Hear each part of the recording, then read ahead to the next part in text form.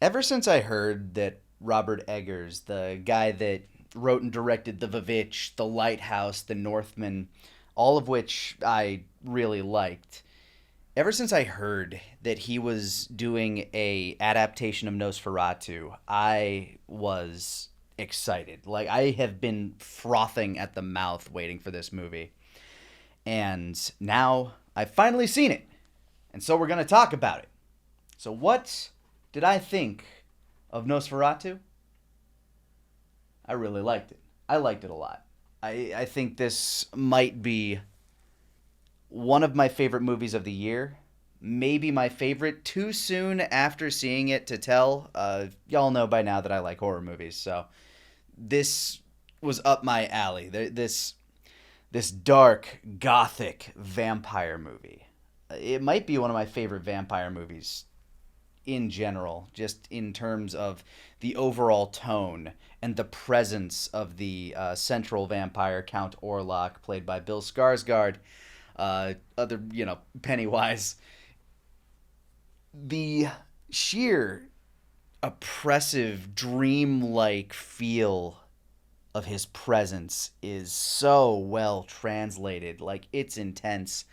Um, I remember another recent Dracula adaptation, uh, the last voyage of the Demeter, which is basically that one chapter in Dracula where he's on the boat and he eats all the people. And I'm like, I remember coming out of that thing like, yeah, he was a monster and it was kind of neat, but damn, this vampire, oh, holy shit, what a presence in this movie. I'm gonna start with its strengths, which obviously I was just gushing over the central character, well, the central presence of Count Orlok. But Robert Eggers has always been really good about creating these little time capsules. He did so in The Vivitch, The Lighthouse, and The Northman, where you really get a sense for the actual world. He's so good at that, just making a rustic, lived in feeling world that you can just believe in with all of these characters. And now, this is for better and worse because he also loves to take the dialect, the verbiage of the times of that time period that he's working in. And that doesn't always translate very well for the modern audience. I'm a pretty stupid guy, all things accounted for. Uh, but, I have a decent collection of 5, 10, even some $20 words. And there are times in Robert Eggers' movies where I just have to kind of like sit and parse what a word might mean. Like, a word will pop up in Nosferatu that I probably haven't heard since like high school English, that kind of feeling. And I know that can alienate some people where it's just like I don't like these people may as well be speaking a completely different language. They like I need subtitles for some of this. I'm not like that. I feel like the people in these movies are fairly plain spoken.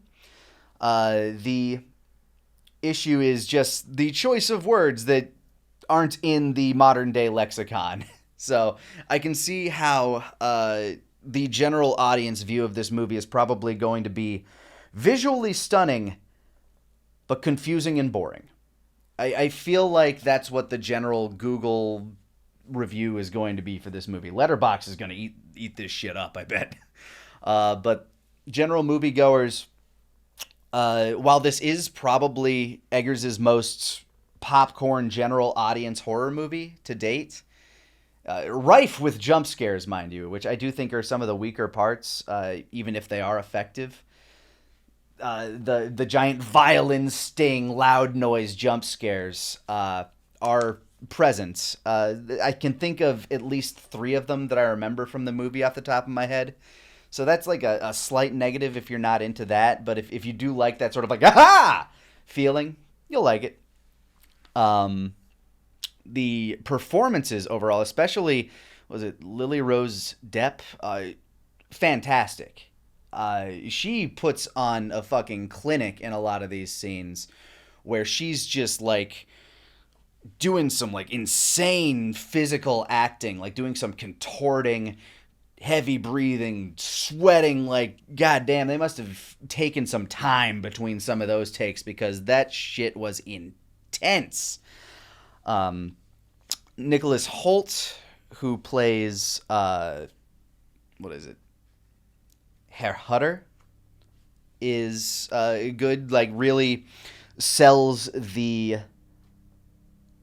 in out of his depth sort of feel of a man who gets trapped in a castle with a powerful creature that just wants to consume your blood and then fuck your wife. Uh, yeah, this is really good gothic horror, but it gets a little long. I'll say that the first half of the movie draws you in super, super hard. The latter half is a little overly expositive for my taste, but I can see why he'd have to be because I think the first half is a little under exposited in some cases, where you're trying to figure out, wait, who's that character? What's okay? I'm following, I guess, but I don't think anybody would ever accuse Robert Eggers of being a director that holds his audience's hand. He's it's a movie you got to think about, maybe even like watch a couple of times. Like, I get more and more out of The Vivitch and The Lighthouse the more and more I watch it. I've still only seen The Northman like twice, but maybe I'll go back and rewatch that. Either way, I know I'll be seeing this again because I loved it. I'm very happy. Small tangent with the resurgence of really cool vampires that we're getting between this, Mike Flanagan's Midnight Mass. Abigail was really fun. This might be up there as like my favorite vampire movie, though. It's too early to say, but it's definitely one of my favorite movies of the year. Just in terms of like, goddamn, like if Robert Eggers doesn't get a nomination for Best Director for this, like for the Academy, I know it's like an industry award, but like the dude deserves a goddamn nod for this. The way he put this production together, it just like god damn, man, this shit was art. His cinematographer deserves all the flowers as well because so many of these shots, uh, they look like, you could hang that shit on your wall. The one that I think of the most since leaving is there's this shot when Nicholas Holt's like traveling to Count Orlok's castle, and you got this carriage on a small winter road that's kind of like winding around a mountain, and in the distance you see the castle. It's so evocative of that old German expressionism that's Nosferatu and Cabinet of Dr. Caligari made so famous. Um, just wow to the visuals of this movie. The use of light and darkness, especially in how it makes everybody just feel so consumed. Like, whenever Count Orlok is making his presence known, everything just feels so claustrophobic. Like, the shadows seem to get a little denser, a little closer to everybody. Light doesn't seem to spread as far. Everything just gets quieter. The ambient noise of whatever's closest to the point of view character seems to be the only thing that can be heard. I remember in one scene, a the friend of Lily Rose Depp's, her character's name is Ellen. A friend of Ellen is just kind of like wandering around a house, and she's just holding a gas lantern, and all of a sudden you just start to like, you get this feeling like something's off, and she starts to feel that too, and all of a sudden like the sound just kind of starts to drain, the lighting gets a little darker, and she's just looking around like, what's going on? And all you hear is the gas lantern, and you're just on your seat just like, what's gonna happen? What's going on? Am I gonna die? Like, it's so good at setting a mood, man. Like, I cannot praise its use of atmosphere, its cinematography enough. Like, it's next level shit. I loved it. And if you're like me and you do like these gothic, long-winded horror movies, I think you'll dig this too. It's not light-hearted in any way, shape, or form. I'd say like the only levity you might find in this movie is from Willem Dafoe just being Willem Dafoe, because there's like a charm about him. And I'm not even gonna say that like his performance is all that much in terms of brightening the mood, but he is a breath of fresh air in the second half of this movie where it is desperately needed, because that second half does tend to drag on just a bit for my liking, uh, which I feel like is probably one of its only weaknesses in my mind, is just like the pacing of that latter half. But I don't think that's enough for it to like hurt the movie that much for me, if that makes sense. Because there's still interesting things going on. The movie is still visually striking and beautiful. The performances are still top notch. I mean, uh, it's got Craven the Hunter in it. How can you not love it? You know? Aaron Taylor Johnson plays Nicholas Holt's, I guess, friend. I don't know. Like they don't share a surname, so. Uh, but he's like a shipping magnate, and uh, he's pretty good throughout. I love their opening scene together where they're just kind of like talking before Nicholas Holt's Herr Hutter, before he's about to go on his voyage to Count Orlok. There's like a genuine chemistry there, and I don't know. I can't think of like a negative performance throughout. But to get to like the tent poles of this movie, those are Lily Rose Depp and Bill Skarsgård. They're basically like the two central characters to the plot of this. Uh, it's kind of like it's weird because you like the second half of the movie like really tells that story. The first half of the movie is more about like Nicholas Hoult on his adventure to see Count Orlok. To the point that I like. I don't know. Dare I say it could have been two movies? Shouldn't be. Should not be. But it could have been. Like with just kind of the way things felt. I think it's better as a full movie, mind you. But there's this shift where if you know this, like spoilers, if you don't know the story of Dracula or Nosferatu, Nosferatu famously being based on the novel Dracula when being adapted. Once Count Orlok gets to totally not London,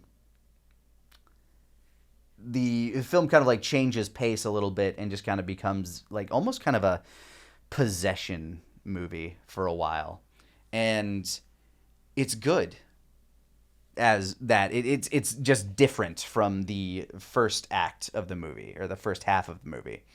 I'll get into like more analysis for like actual spoilers, but just overall, these are my impressions of the movie and how the second half just sort of meanders a little bit between its points, I guess.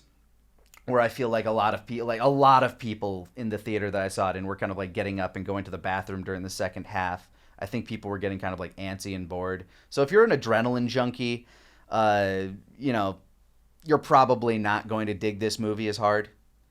But if you can, you know, vibe with a very slow-paced gothic horror, I think you'll really like it. I really did. One of my favorite movies of the year. Too soon after seeing it to say that it is my favorite movie of the year, but that's the overall impressions without getting into spoilers. And now I'll start talking a bit more about, you know, the theming and spoilers warning. Craven fucks a corpse. There you go. That's the kind of spoiler. So, yeah, this is not a kind movie at all. It's if you've watched any of Robert Eggers' movies, you know that it's not going to be a happy, haha, fun time adventure.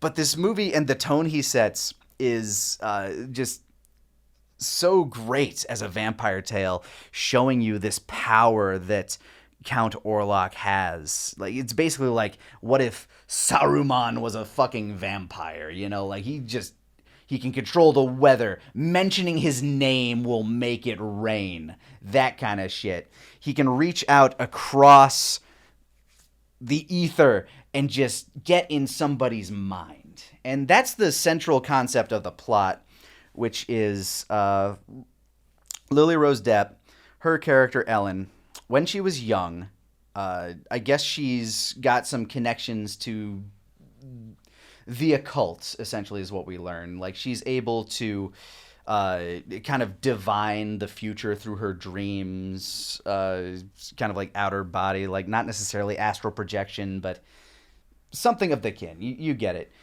And I guess when she was a young woman, Count Orlok found her through the ether. It's never really explained, and I don't mind that because just, we're already dealing with Magic Vampire Man. Suspend your disbelief a little bit more, and just he found her and was instantly smitten by her, and I guess he manipulated her mind, did his vampire magic, wooed her. I don't know, but there was a tryst. And it's heavily implied that this tryst wasn't exactly copacetic. So this movie, in terms of theming, is all about that sort of surviving a abusive relationship or surviving of a, I guess, sexual assault, which pretty heavy in the subtext if you're watching it. So if that is something that irks you, or just that type of subject matter in general puts you off, I guess that's kind of a little bit of like a content warning for you.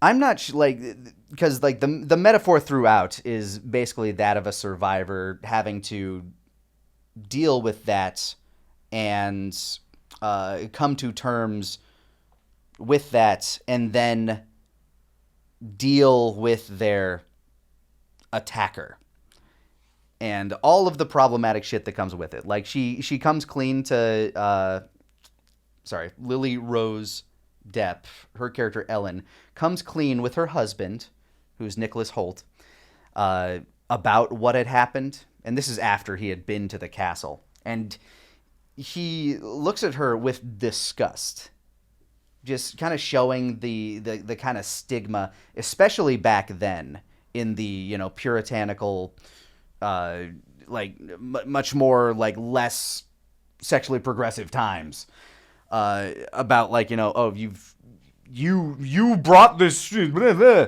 And this was after she told a story about how her father found her after what had happened, where her father shamed her and blamed her. So the subtext for surviving that type of an assault is very much there. Now, whether it's tastefully done or not, I am not in a position to say. I have a friend who was very upset with how it was portrayed, especially with how it was resolved. But luckily, I have never been in a situation where that particular subject matter is involved. So it's hard for me to say whether it was handled tastefully. I personally thought it was handled well, but your mileage very much may vary. So, yeah, that is kind of like the main theming subtext of this thing. But as we go throughout it, the performance, I will say they do give her, Lily Rose Depp, a lot more agency in the finale of the movie than the silent film did, where I'm pretty sure in the silent film how they killed the vampire was by tricking him into drinking Ellen's blood, but they fucking loaded her to the gills with like morphine and ether. So she's just like, he's getting literally blood drunk and doesn't realize that the sun comes up. In this movie, she willingly sacrifices herself to save her husband, and just kind of gives of herself to the Count and distracts him until dawn. And uh,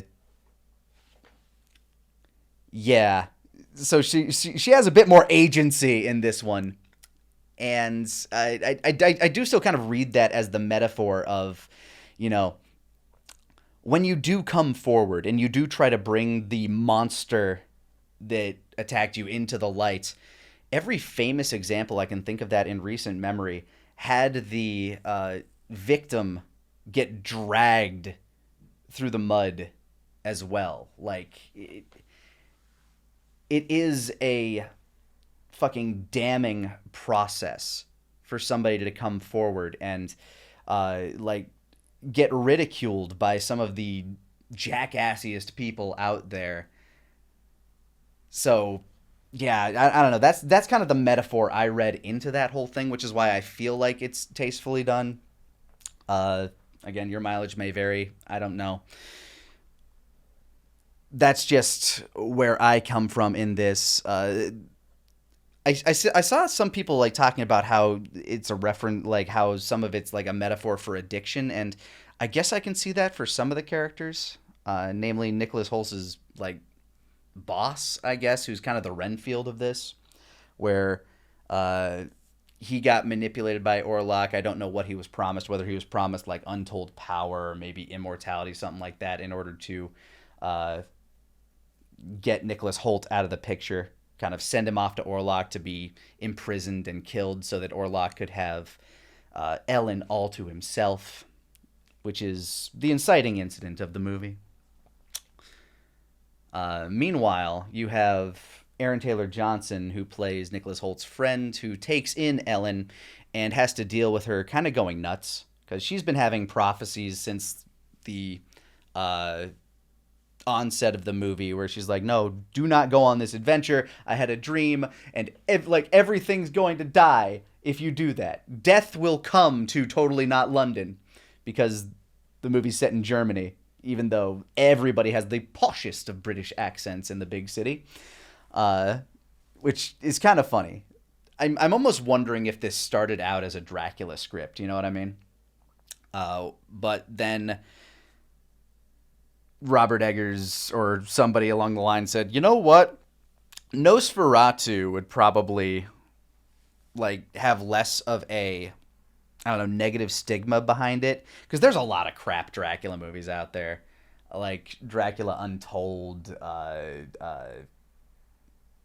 don't know. There's still like kind of a soft spot in my heart for that one, and Dracula 2000, but they are kind of crappy. There's a lot of bad Dracula movies, I guess. Blade Trinity, not necessarily called Dracula, but Dracula's in it. That's more cheesy though. I don't know. I need to rewatch Blade 3. Back to Nosferatu though. I'm almost wondering if like that was the case where it was maybe we can like, you know, really dredge that up, because Nosferatu, thinking on it, is definitely like, when I heard the name, I always think of Max Schreck and, you know, that face, that profile, those shadows, and a lot of Orlok's magic in this is in the form of shadows, movements, opening doors, grabbing things. You'll see, like, you know, somebody being beckoned to a window, and wind will blow and the curtains will flutter forward, and you'll see the shadowy silhouettes of Count Orlok. And then when the curtain drifts away, there's nothing there. Like, really cool shit like that. Again, this movie visually is just impressive. There's no getting around that. So, yeah. I don't know. I loved this from kind of start to finish. There are parts where it drags, especially during the latter half. But everything involving Orlok, the way that the shadows seem to like loom around him, almost exude from him, until the very end when he's, you know, in the sunlight, getting, you know, brought into the light and killed by the light of day, he's always cascaded in shadow. They aren't really like hiding him, but he's always got this veil of darkness covering him. So you kind of get like a look at a feature here and there, but they aren't giving you everything of him until that last shot where you finally see the scrawny, mutated little freak that he is. Which, again, the makeup, mwah, fantastic on there as well. But yeah, you're seeing him throughout, but he's always got this like veil of darkness around him. He's always kind of like just off camera, or like there's some light behind him. Like there's this great shot where he's sitting in front of a fireplace, and like the light of the fire just kind of turns him into this dark silhouette. The entirety of Nicholas Holt's time in the castle is just dreamlike, mystical. He'll be on one side of the screen grabbing something from him, and then a moment later he's handing him a drink on the other side, just feeling this otherworldly, dreamlike nature that no doubt Nicholas Holt is feeling in that scene, where this ancient, powerful, unknowable monstrosity has you. And that's just like, man, the vibe of that entire segment is great. I also like the part where he was traveling and he makes it to the small Romany village on the outskirts, where like there are children just kind of like bounding around, and this is clearly a destitute town. No money has come through here, and here comes this very posh, well-educated businessman, decked out in finery, riding a horse, his own horse, and all the children are gathering around him. People are like playing music, trying to entertain him, because like, hey, money's in town. Give us money, please. We need to survive because we're in the shadow of this all-consuming monster beast. And they're all talking throughout as he's, explaining what his business is there, saying like, the evil of the castle. Don't go to that castle. It's an evil place. Don't mention it to us. They're all speaking some Slavic language that I'm not even going to try to pinpoint. And I almost wonder if there's a cut of this movie without the subtitles. And I wonder if that would have made that scene better. Just being kind of that same fish out. It kind of put in the perspective of the fish. Sorry about that. The camera stopped. But I almost wonder if that would have made it better. Just being put it in the same position as Nicholas Holt. This fish out of water, where you don't know what these people are saying, and you have to kind of imply by the context and the tonation of what they're saying. Because they're clearly scared whenever he mentions, the castle or anything, and there's a kindly old woman that walks up to him and just says, please don't go there. You will die. Take this charm with you. It will protect you. Please do not. Don't think twice. It is not worth it.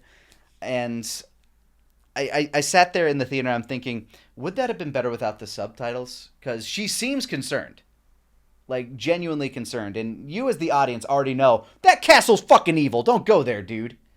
So, you could you could almost, kind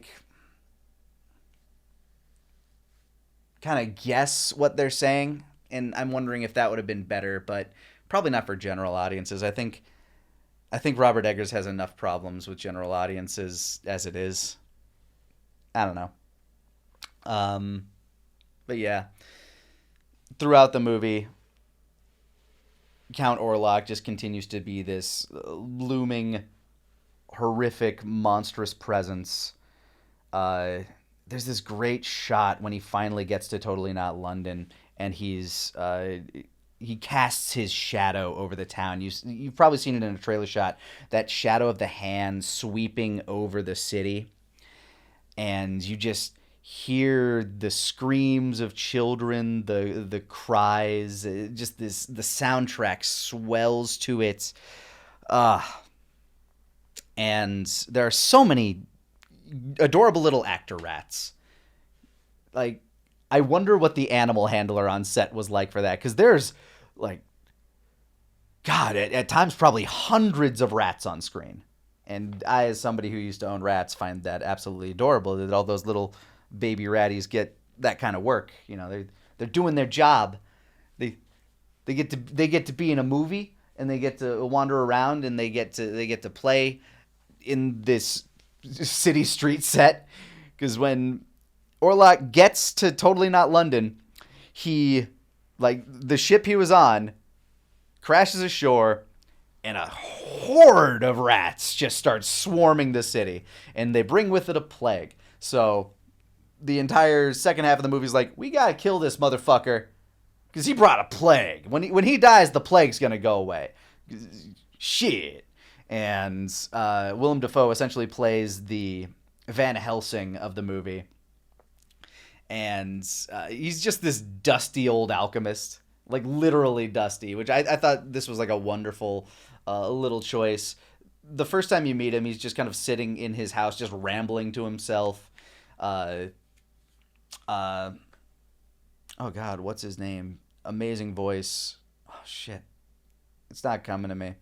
The dad from the Vivitch plays kind of a doctor or a psychiatrist, and uh, he walks in because he's like a former student of Willem Dafoe, and as they're like greeting each other, he pats Willem Dafoe on the back, and plumes of just showing that he's been a shut-in for a very long while. I thought it was like a great touch, like an awesome choice and a great little touch for the scene and his character, because he's definitely out there. He's a little weirdo freak, and I love him because he talks to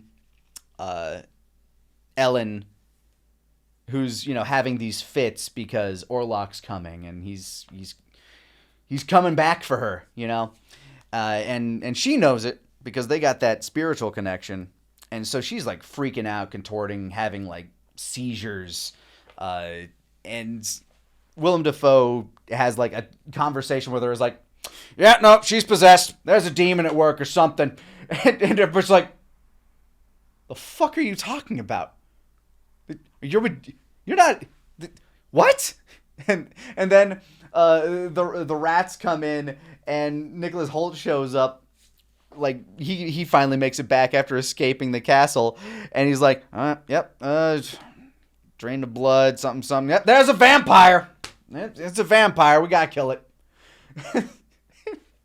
And Aaron Taylor Johnson's character is just sitting there, who's kind of like this third wheel trying to help solve this problem.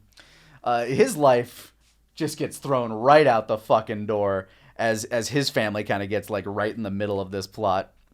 He's just like, what are you on about? She's clearly having episodes, like she needs help. You, a vampire? What? I have fun, but clearly all the characters are not. This is not a happy-go-lucky movie. You're not coming out of there with a chuckle unless you have an immensely dark sense of humor. But yeah, long and short of it, fantastic movie. Sorry for rambling for so long. I just kind of got lost in the sauce there. What'd you think of it? Have you seen it yet? Let me know. I'm trying to do more stuff like this. Yeah. Tell me if my opinion's good or if you hate me. I don't know.